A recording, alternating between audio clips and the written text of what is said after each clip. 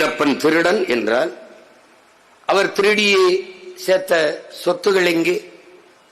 அவர் கட்டிய மாளிகைகள் எங்கே? எங்கே? ஒரே ஒரு பொண்டாட்டியோட காட்டுக்குள் வாழ்ந்த ஒருவன் அவனாகத்தான் இருப்பான். நாகப்பாவை கடத்தி அவனால் ஏன் நமிதாவை கடத்த முடியாதா?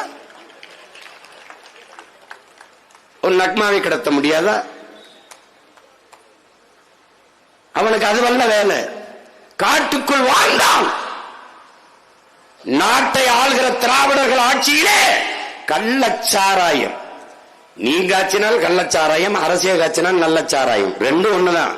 ரெண்ட குடிச்சாலும் சாகிறது தான்.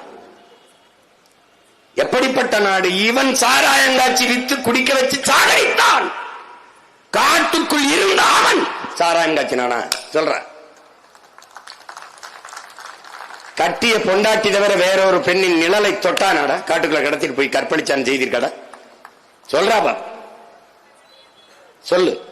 ஆனா நீ ஒவ்வொருத்தனும் 3 பொண்டாட்டி 4 பொண்டாட்டி கட்டி பெத்த பிள்ளைகளுக்கெல்லாம் பதவி கேட்டு நீ தலைவன்னா இப்ப இவன் யாருடா? இவனுக்கு பேர் என்ன? அப்ப இவன் தெய்வம். என்னது? வெத்தலை வாக்கு போட்டார் அல்லது பூ சுருட்டு பிடித்தார்? ஏதாவது சொல்லு, ஏதாவது சொல்லு. சாராயம் குடித்தார்? ஏதாவது சொல்லு. இல்லை. ஏன்? தமிழ் பேரினத்தின் மாண்பு.